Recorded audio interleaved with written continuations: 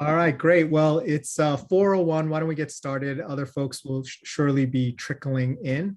Welcome for joining everyone. My name is Joe Kwan, the Connection Counselor, and I'd like to welcome former colleagues, C-suite supporters and guests, executive presence morsels, supporters and guests, and just people that I've met through LinkedIn.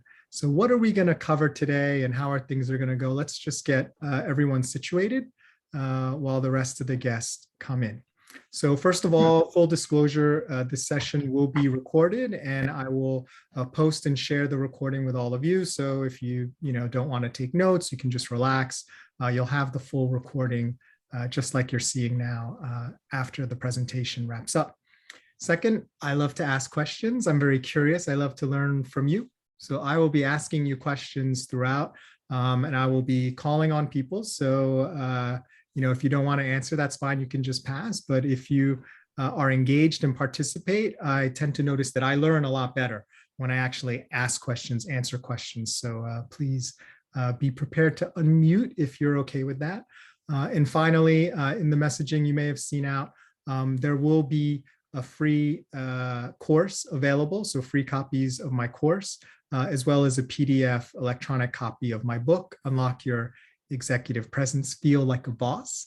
If you want a more formatted version, I have a version on Amazon and also, so you can get it that way as well. So what are we going to cover today? What's the agenda? So we're going to talk about how executive presence is generated. And I'm not going to give you tips on like how to dress and how to talk. We're going to go to the base, the actual principles of how it's actually generated, because that's the only thing that's going to help you do it in various situations rather than imitating or copying people. Next, we're going to talk about negative preconceptions that people may have about you.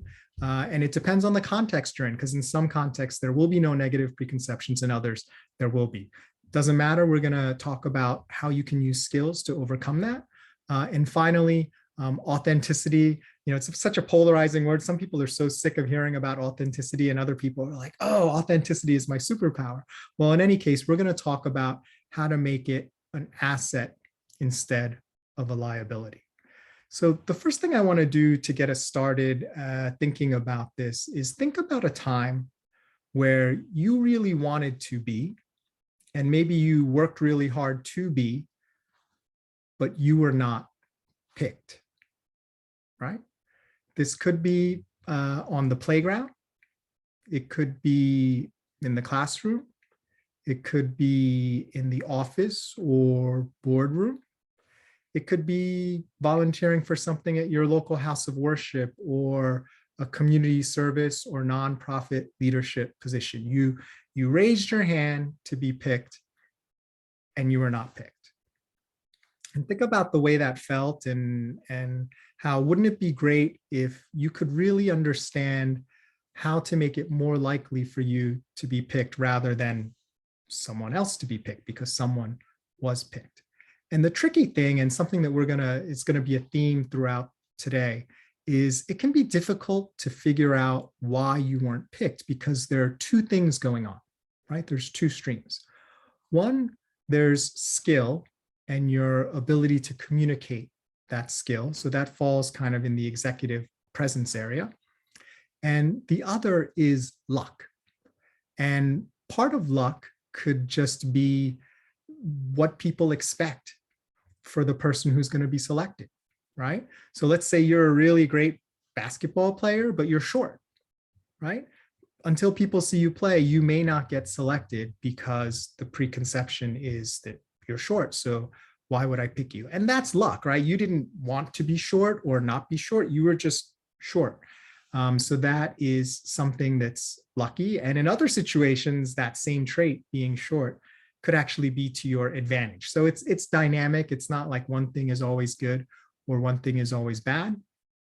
But we're going to explore how, regardless of your luck, you can use some skills to offset any sort of negative preconceptions. So we're going to get started by figuring out what is this thing called executive presence and how does it work? And I see Carolyn, my good group circle friend there, and I want to ask Carolyn, when you hear executive, what is an executive to you? What does that mean to you? Oh, some really important person that I could possibly never be. That was really big. Good answer. I guess to be on a more serious note, executive is somebody who is in charge in some manner. Now, obviously, they may be getting lots of input from different people, but they're they're there to drive the vision, make the decisions, and move things along. That's how I think of it as an executive. Now, of course, there's the administrative executives that just push paper around on their desks and act like they're a leader. But the real true executive is somebody who wants to see change, wants to and wants to get their team to get on board with that change. That's my opinion. Love it, love it. So things are happening, things are being made to happen. And then I see Boris, also a good friend of mine connected me to Boris. So really great to make that connection. Curious to get your perspective, Boris. I know you work with and among many different executives. What is your impression, right? What is an executive? What makes someone an executive? I think it's a person in charge. Mhm. I'll leave it in that short definition. So it's somebody whom you go to resolve any doubt or conflict or basically anything. So Yeah. I treat that person as an authority. So they have some authority, they have some decision-making ability when others are not able to figure it out. Yeah, great. All right. Well, we're going to explore executive presence through the two words. So we have a good sense of what an executive is, right?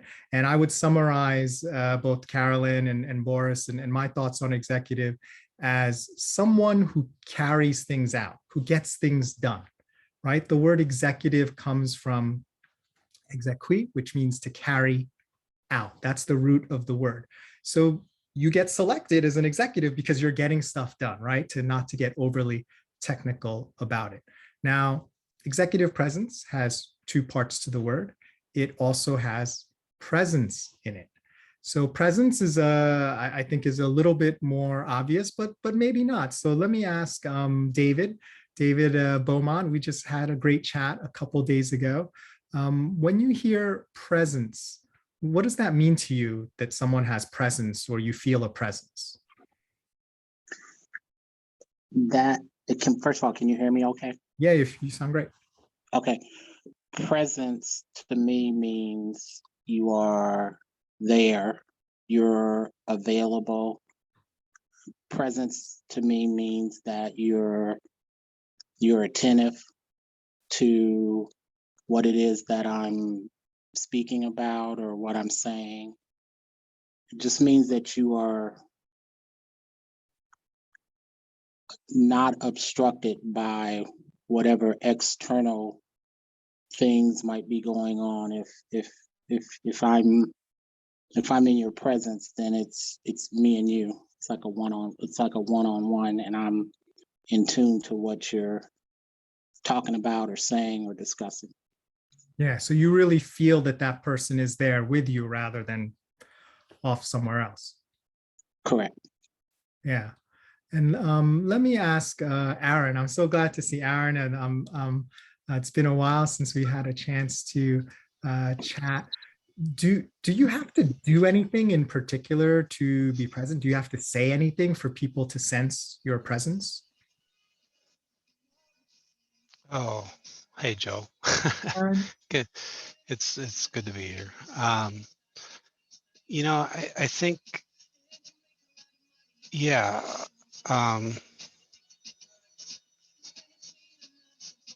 Boy, it's staying connected, right? Even under situations of prolonged stress, you're visible. But at the same time as being visible, I think you're poised, right? Or I see an executive as being poised, confident and engaged, even when there's a lot of stress, right? We're still here, right? And we're still visible. So I think that's a big part of when I think of the word executive. It's someone that I'm seeing that's they're handling those demands, and for executives, you're handling a lot of different balls, right? You're juggling things. So there's multiple demands, but you're doing it with kind of an ability to make it almost appear that you're doing it. I hate to use the word grace or ease or anything like that, but it doesn't, that stress doesn't necessarily come through, right? Yeah. But the visibility, I think, that's probably one of the most important parts, and David said it, you're there. And if you're working with an individual, you're present in that moment. And those other things are just set aside for that period of time so that you're truly engaged. I think that's one of the huge things I see. I love that. I love that, Aaron, the truly engagement part and really being there. And it really, what you shared, Aaron, really ties everything together in terms of the term executive presence. Now, where a lot of people go wrong in terms of trying to generate executive presence is they concentrate on the executive part, where they identify an executive and they try to like almost imitate them or copy them, right? They look at attributes of the executive. How do they dress? How do they talk? What kind of car do they drive? Who do they hang out with, right? And they try to become an executive by copying or cloning, right? And the problem with that is that may work for that person, and that may work in that person's context and for the way people relate to that person, but that is not necessarily going to work for you. And the only reason those things work for that person is because they work together with their presence to generate this feeling that like, wow, this person knows how to get things done. They are an executive. And thanks, Joe, for it is an image that evokes trust in intention and competency. Absolutely.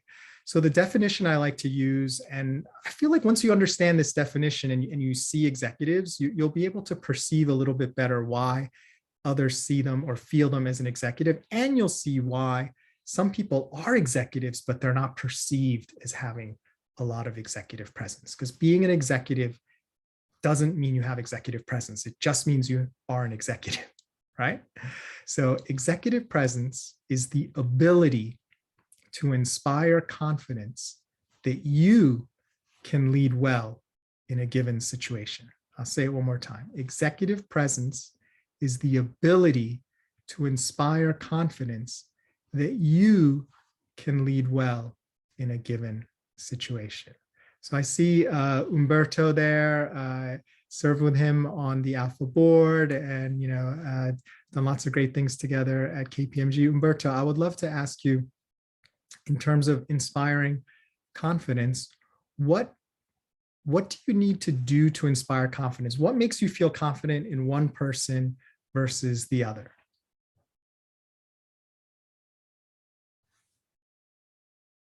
Okay, I'm not sure if Umberto is still on. Yep, I'm still on. Yep. Yeah, repeat the question, Joe. So what would you say makes you feel confident in one person versus the other? Yeah, and I think Aaron kind of mentioned this a little bit earlier, but I think when you know that, the executive is engaging, right?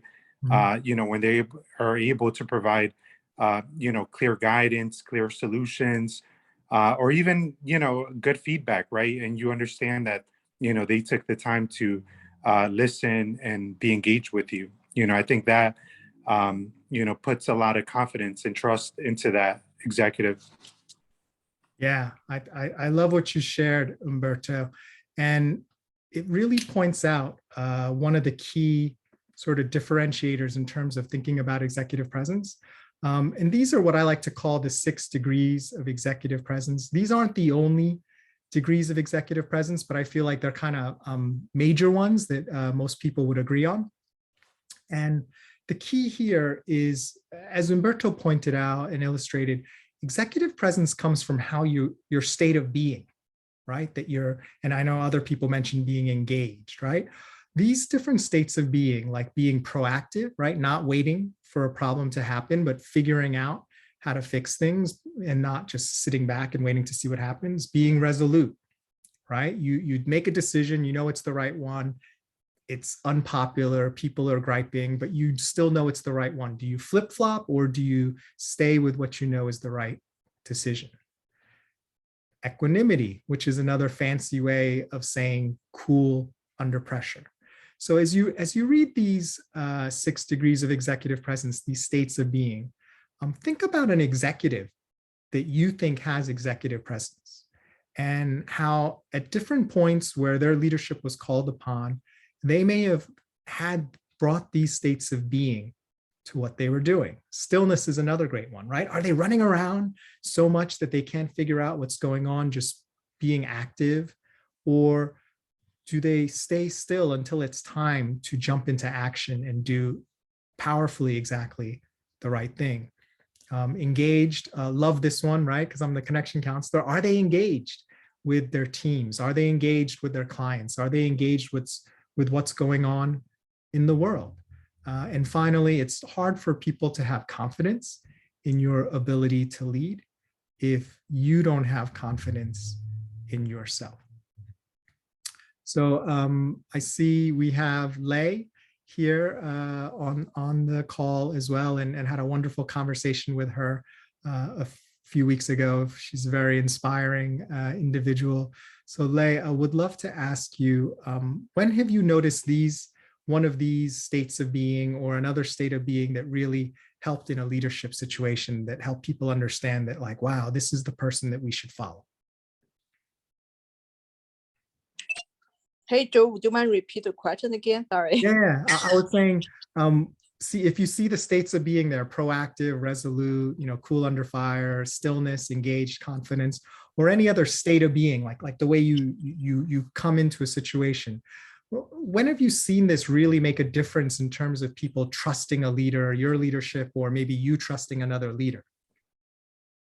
I think it's a belief that the leader believe in big, audacious, risky, impossible goals with confidence. Because a lot of times that's a differentiate who is a leader, who is a follower. Follower, if you tell them what to do, they know they can do it. Leader is no one tell you you can do it, but they believe we can do it. That's how they become a leader. Yeah, absolutely. I love that. And I love the idea of like the audacious goals. And then people realize they can do more than they thought they never thought they could do it. And the leader says, we're going to do it. And guess what? It gets done. So thanks so much for sharing that, Lei. So wrapping up this section on what executive presence is, it's really about bringing that state of being to the situation, right? Something needs to happen. A fire needs to get put out. Something needs to be found. An idea needs to be generated, right? What is the state of being that you bring to that situation that inspires confidence that people should listen to you, that people should follow you, regardless of whether you have the title or you're in the position of leader or not, because people will feel, wow, this is something that's actually going to help us get to where we are. And again, it's not what you say necessarily, because I can say, thank you, if I'm grateful, and you'll feel that because my state of being is gratefulness, or I can say, thank you, because I'm not really grateful, right? You feel the presence. The presence comes before the words. The presence comes before the action. That state of being is what generates executive presence. So next, and I love this part, how do you overcome negative perceptions, right? Maybe for whatever reason, let's say all the first best directors in the world look like Martin Scorsese, right? And you're the first tall female wannabe director, and you look nothing like Martin Scorsese. So the world, in this ridiculous example, would never pick you to direct a film, right? Because they want to pick someone who looks like Martin Scorsese because he's directed all the great films that have existed in time up until then. So this sort of situation exists in society, right? Depending on what society you're in and what organization you go into, there are preconceptions as to who should be a leader, and there are negative preconceptions as to you'd be an anomaly. It would be odd for you to be a leader. And this is a little bit where the luck comes into play, right? If you join one organization and all the leaders look, sound, have the same background as you, have the same sense of humor as you, you're golden. If not, it's not such great luck. So we're going to talk about here a little bit about how to change that luck. And I love that we have Kevin Strauss on the call because he is an innovator, an inventor. So would love to get his thoughts on this river crossing challenge. So Kevin, imagine that we are on, or you are on point A, right? And you know you would make a great leader. Now, the person you're trying to convince is not agreeing. They're on the other side of the river, right? And they are at B. And look what's between you, Whitewater Rapids, right? So let's brainstorm a little bit. What would be necessary to get B to come over to where you are at A, Kevin? Wow. I mean, I love the picture there, Joe. And being an avid outdoorsman, I go right to the literal. In this case, to get across the river, we got to go up or down river. We have to go, we might have to take the long route to get from A to B. Going that short, quick route is just way too dangerous. So that's for crossing the river, but that could be the same in a project at work or with the family. The quick, direct route is not always the best way to go. Yeah. Does that make any sense? Yeah, absolutely. And let's say you say to B, jump on in, come on over, come to where I am. What is the likelihood of success of that being an effective overcoming negative preconception tactic? Yeah, that's just like, well, you might be able to do that, but I'm sure not going to do that. Now, let's change the frame a little bit, Kevin. Let's say we're very fortunate that there's a fallen log, and we put the log across the river. So now there's a bridge. Right? What do you think is more likely to get beat across the bridge? You just wave your hand to come over, or would you probably do something else first in order to get them to come over and cross? Yeah, my first thought there when you put the log down, I love that you have that graphic, is I'll meet you halfway. Yeah. And then we'll go the rest of the way together. Yeah, absolutely. And if you went even all the way and went to where B's perspective is, right, putting it back That's in the right. conception, you can see like, wow, it's interesting. Now I see your perspective, right? Yeah, and they can see that you've already done it. So you sort of led by example. Yeah. So I like that even better than my idea. And then you hold their hand, or you tell them, hold on to my shoulders. Let's go back to where I am, so you can see my perspective. And that is much more effective than, look, you should hire me. You should select me or pick me because I'm me. Well, they're not there yet. They're on the other side of the river. So we have some work to do to get them. And there's an effective mechanism to do it. And there's a wishing and a dream mechanism to do it. So I love this kind of like graphic, thinking about it like in a physical sense, like how do you get B to move to where you are? Yeah, that is a great example. I can really identify with that example. So thank you for that. Yeah, thanks, Kevin. All right. So let's make it a little bit different. Let's change the frame once again. And I see Joshua Carlson, my main man from Minnesota, on the line as well. So let's change the frame a little bit, Josh, that now you are at A, and there are 4 people who are, let's call them venture capitalists. And you have an idea and you have to convince them, and their default is, yeah, we don't think you have what it takes. You're not the type of guy, gal, person that we would invest with, right? So how difficult and would it be to get them to just jump in the river, all of them, and swim over to where you are and give you that nice check? Depends on how big the check I want to start is. But I think that what I would need to do is build trust without like saying, hey, just come my way, everything is going to be fine. My perspective is to build that trust with all of them collectively and learn a little bit about them so they feel that they know me, so that when we go for that crossing, because that looks pretty dangerous to me, that we're in it together. And then also just the trust factor is that maybe it's just not all them coming to me, that I'm going to, we're both going to be kind of on that bridge together, and then we're all going to get up on the other side. Yeah, absolutely. I love that. And you mentioned the bridge, right? Which we had in the other frame. And there's something very interesting that I think is useful to share with everyone here with regards to that bridge and that connection. So the same principle applies, right? You want people to come over to where you are. However, I'm going to add a wrinkle. They did some research on changing minority positions into the majority position, like a viewpoint, like an opinion, right? And what they found was 25% was sort of a magic number, roughly 25%. So you have 4 people, right? One of them is 25%. If that one person switches from the majority view to the minority view and says, you know what, Josh's got some pretty good ideas. I talked to him before the meeting. Y'all should listen to his pitch because I know it's not what we normally invest in, but I think this could be something special and it could make us all even wealthier than we already are as venture capitalists. And Josh, how much more likely are B, D, and E to come over now? Yeah, if C's an influencer and I have built in that trust, it's going to make that incredibly easier. But also, if I lost C's trust, I think the chances of me getting any of the other 3 are almost 0.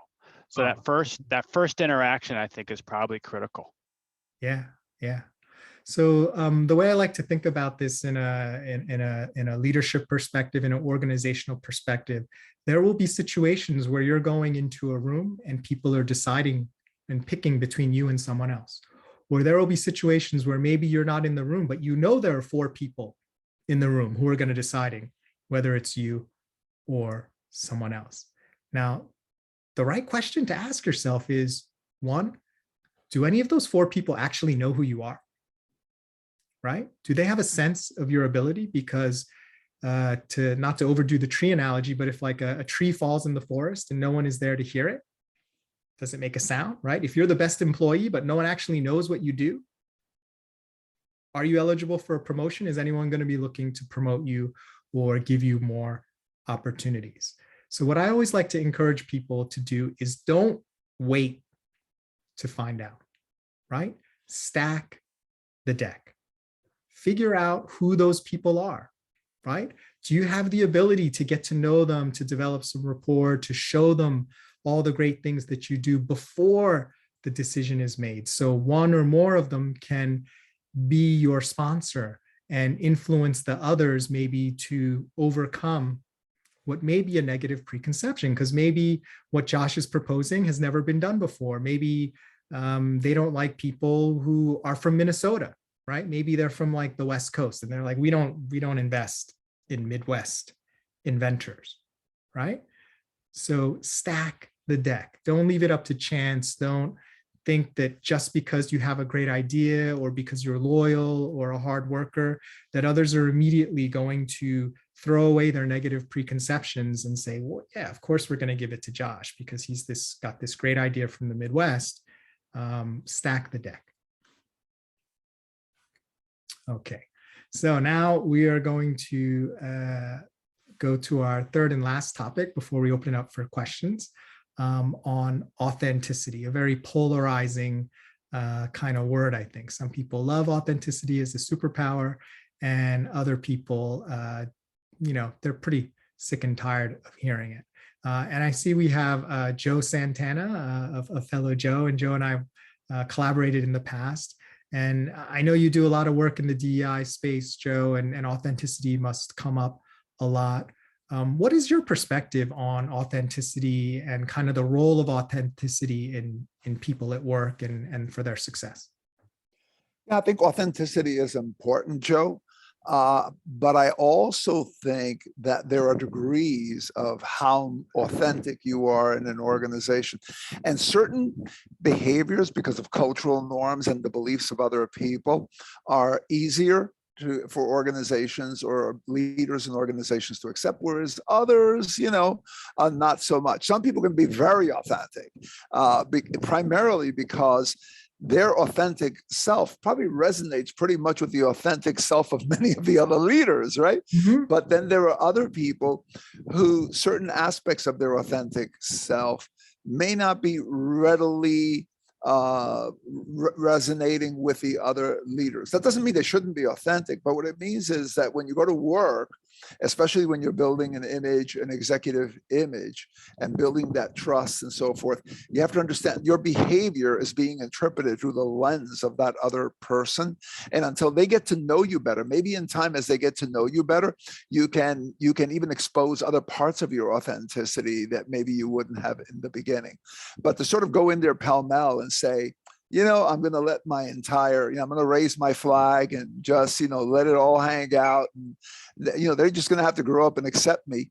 That might feel good doing that, but from a strategic standpoint, in terms of the image that you're trying to build, it could shoot you in the foot.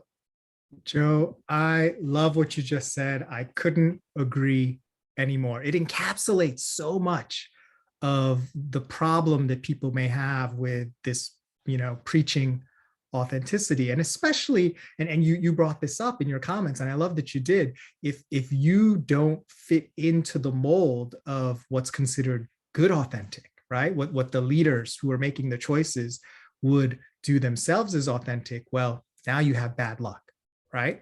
You have bad luck because you didn't choose to be who you are. And the way that they are it's just like a roll of the dice, right? So that is bad luck. And you bring up a great point that authenticity, when it doesn't match, right, what's considered good authenticity, is actually going to be more of a liability rather than an asset. Now, I have a problem with that, right? And my problem with that is I don't want to feel that like I can only be as authentic as you, person who's in charge, are comfortable with my authenticity, right? Now I have to become this fake, right? Sort of tactical, like, how authentic can I be version of myself? And in a way that robs some of my power. So I agree with you. You can't just go in and do whatever you want, whenever you want. That's, not good professional judgment anyway. However, I also don't think that changing yourself and hiding your authenticity is the right way to go, because you're actually stealing from your power, and you're stealing from others' power, because you're setting up a system and a situation where people cannot be themselves. And as you become a leader, they see, well, Joe or Joe are not acting like their authentic selves, when they're in the meetings with leadership, maybe I shouldn't. Yep. So this is what I call the diversity dilemma. Yeah, I'd like to add something to that, Joe, if you don't mind. Yeah. One of the things that I think that you talked about before is it also holds true in this particular case. When you showed that chasm with the white water running in between, and one person on one side and the other people on the other. And that goes back to your philosophy of stacking the deck.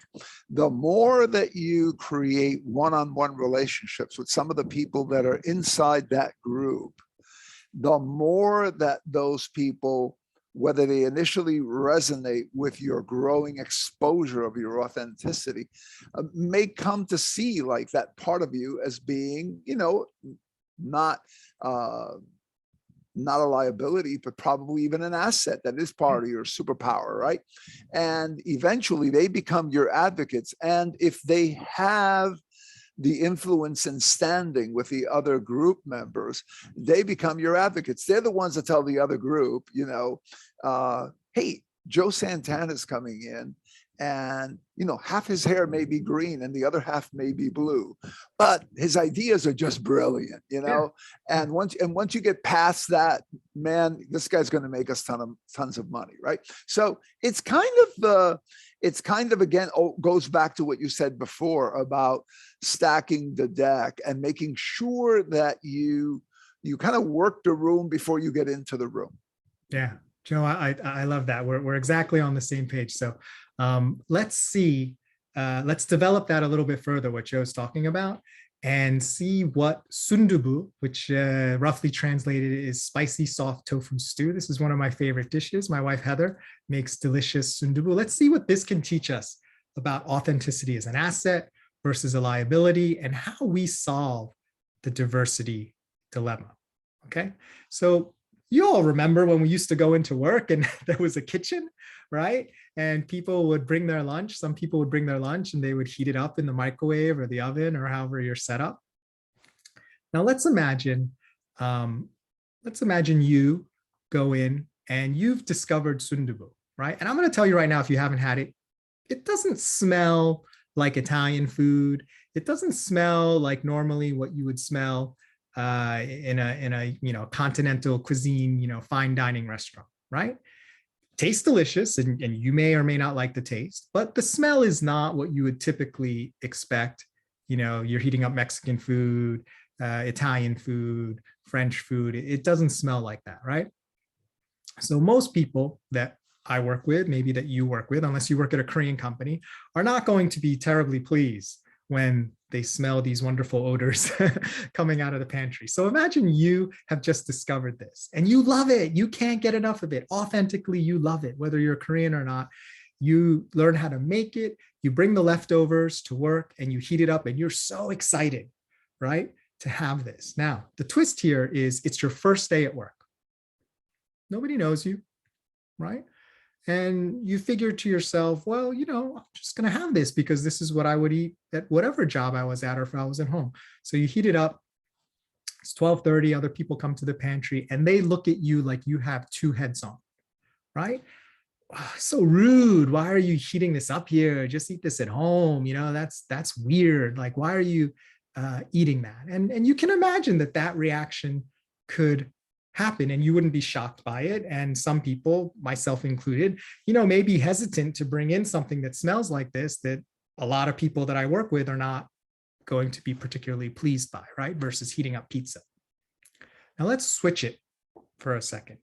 Now, instead of this being your first day at work, and I want to ask Luis about this in a second, my good friend Luis Rosado, what would be the difference if you were the top performer, star person, like you are, Luis, at that organization, and you're heating up this stew and everyone comes and they turn the corner into the pantry and the smell is the same smell, but then they see you and they're like, oh my God, it's Luis. What would the reaction be then, Luis, do you think?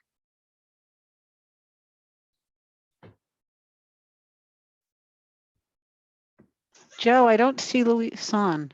Maybe he had to drop. Okay, maybe he dropped. Let me ask Otis. Otis, another one of my alpha colleagues and partners in crime. Otis, imagine you head in and you are the top salesperson there or the top executive star. Everyone loves you, and then they turn the corner and they see you. How do you think the reaction would be then? Yeah, I think if that's the case, it would probably be more accepted.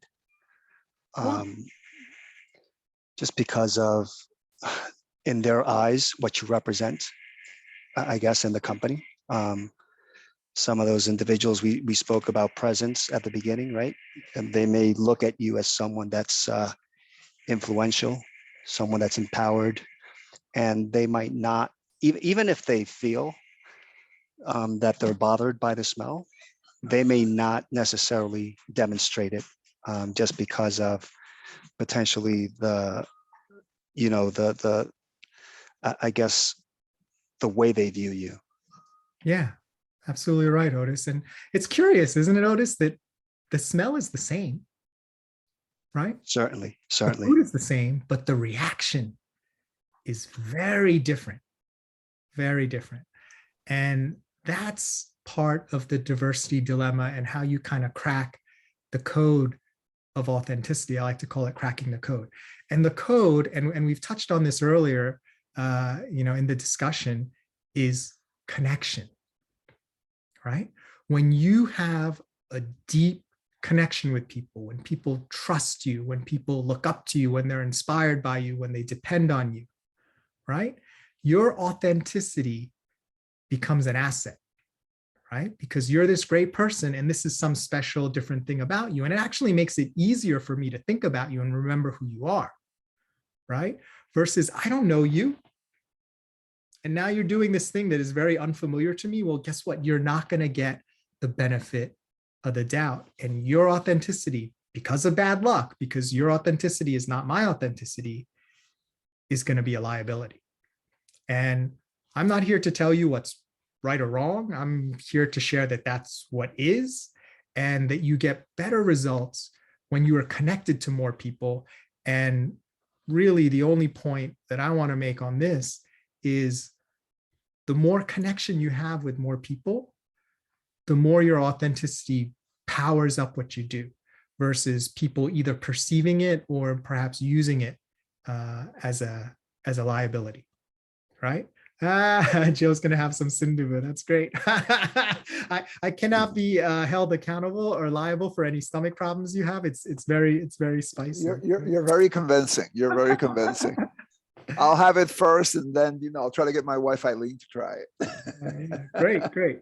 So, what have we talked about today, right? We talked about executive presence, right? The definition that it's the ability to inspire confidence that you can lead well in a given situation. And it's generated by your presence, by the state of being that you bring to the situation, not what you say, do, or wear, right? Because those things follow your presence. We've also talked about how do you overcome negative preconceptions, right?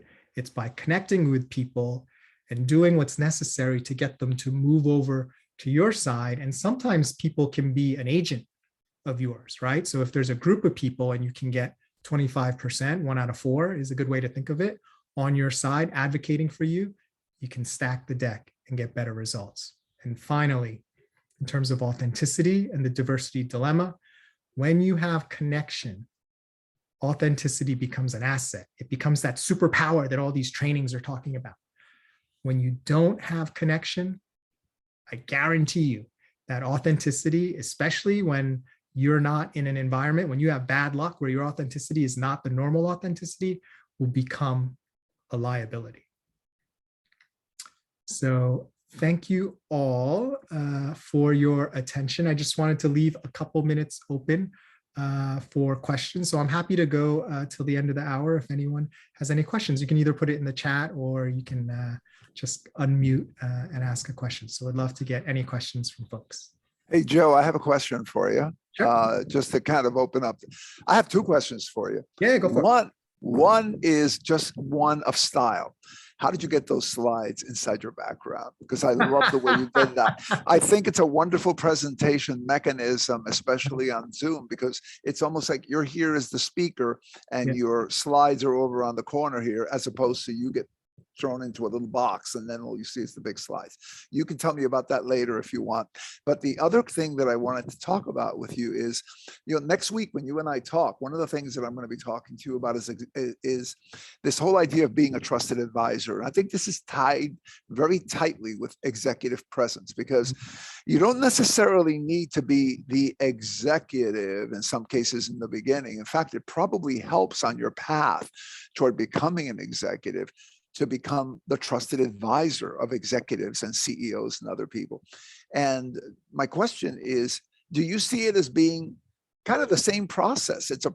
I think it's the same process, but do you see that as being the same process of, sort of gaining that trust and confidence of being an executive to become a trusted advisor? And I will add one more thing very quickly, which is that there are a lot of people that I know who are executives who clearly are not trusted advisors to the people who are the CEO or the upper echelons of the organization. They have a title of leadership, but they're not necessarily what I would classify as a trusted advisor. But anyway, do you see that as being almost the same process where someone gains that position of being in the inner circle, regardless of title, regardless of precise reporting structure, of being a trusted advisor? Yeah, absolutely, Joe. And that is a great question. So the way I think about it is the same. The context may change how you approach things. And by that, I mean, when you are the top dog, right? Like when you're at the top, then you get to pick and choose how you interact and what you bring to the leadership table. When you are an advisor, or you are, let's just call it, in a lower kind of position, right? And you're working your way up. Sometimes the way you contribute that leadership may be a little bit different depending on who you're dealing with, right? So you may be working with someone who thinks that they always have to have all the right answers, right? So anything you propose, they're actually going to shoot it down and try to come up with something better, even if you have the best proposal.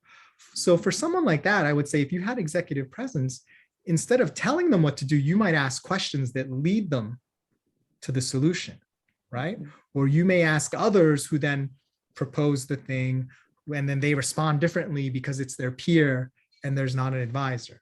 And I guess at the end of the day, you are exhibiting executive presence, whether people recognize it maybe explicitly or not, because you're getting the thing done and figuring out the way to get it done by your presence. And part of your presence is not just doing one mode all the time. It's understanding like, oh, this person doesn't respond to this type of communication well.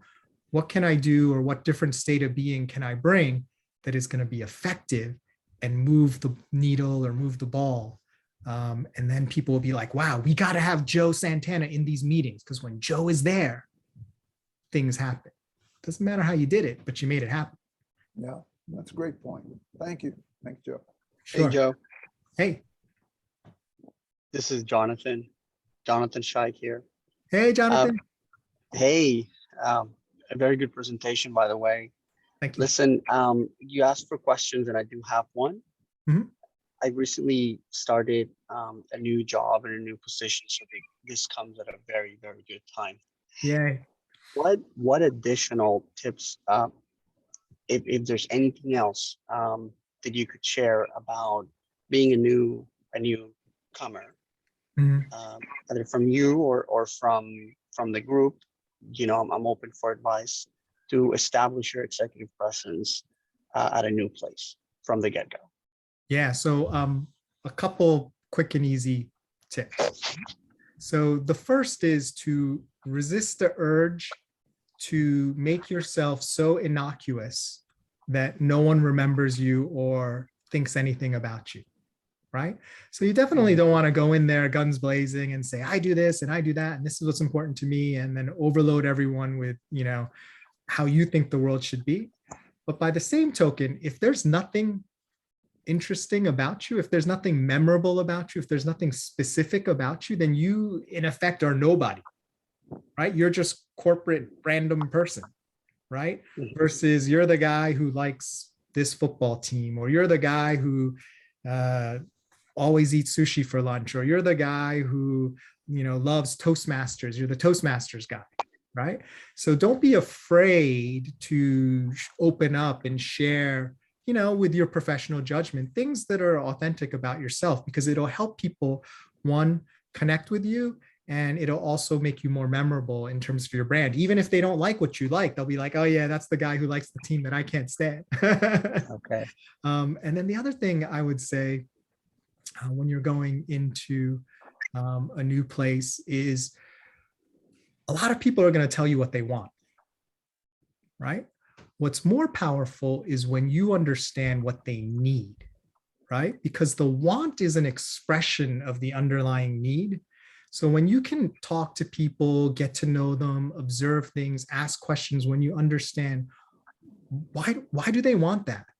What is the underlying need? You become much more powerful, because now you can satisfy that need with different wants. They thought they wanted a blue car, but you realize you can give them a red truck and they're going to get to exactly the same place, right? You didn't give them what they wanted, but you gave them what they needed.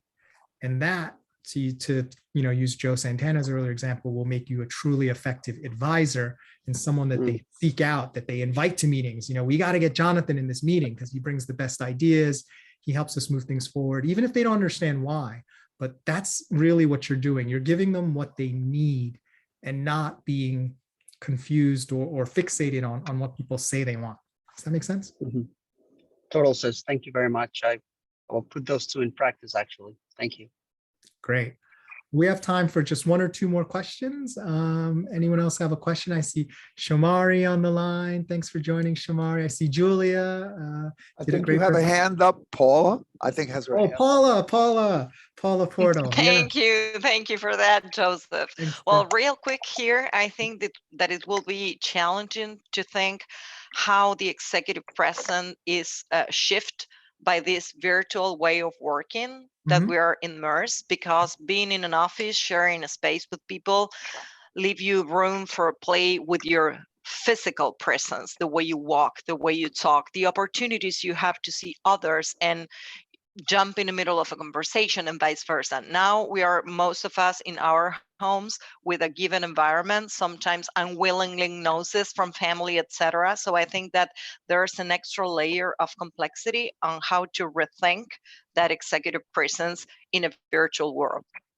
Yeah, Paula, that is such a great observation. And that's something that's coming up more and more often, right? Like you're in a room, right? We talked about presence, right? Like you feel the energy of someone versus it's a screen, right? It's like you're just watching TV. Now, what I would say is one effective way to deal with that is to view executive presence not in the sense of the medium, but in the sense of the definition that we were talking about, right? What is going to inspire confidence, whether you're in the room or virtually, that you can help get things done, the thing that needs to get done, right? So let's say you're having a team call. It could be calling up something that is going to help move things forward. Either you call it up yourself or you know someone else has that information. It could be, as the leader, not talking as much, right? Getting other people to contribute their ideas and bring the creativity and energy of the team. Again, I can't give you, and I don't like giving people like a tactic or like a checklist because it may not work in your situation. But if you follow the principle, what can I do even on a virtual sense? And you can do it before the call or after the call or during the call to help lead, then you will still be perceived as having executive presence. Thanks, Paula. Hey, Joe, can I add something to that real quick? Yeah, I think that Paula brings up a good point. Another way of looking at that is that people who used to have an advantage when everyone was physically in the same building are now at the same disadvantage as the others. Right? I love that. So that does level the field for you a little bit. It's also easier to get an executive who's really busy to give you 15 to 20 minutes on a Zoom call or a Teams call that it might have been years ago to get a secretary to give you 20 minutes in the office with them. So there are some disadvantages, yes, absolutely, because you're not all there, and there are some advantages. And then the last thing I would say also is, and this is something I just learned looking at Joe do his presentation, is that as people come up with more creative ways, like Joe did during this presentation, where he had those slides next to him, which I think had a tremendous impact in the presentation in terms of making it more personable, because he's there all the time while he's talking, instead of looking at a giant slide with a little Joe head on the side there. As people come up, if you do something like that, I think that makes you stand out. As opposed to what everybody else is doing. So coming up with creative things like that by watching other people like Joe and others, and then adding that to your repertoire will separate you from other people as well, in terms of someone who comes across more professionally and more present when you're talking online. Thanks so much for that, Joe. So let me just wrap up here.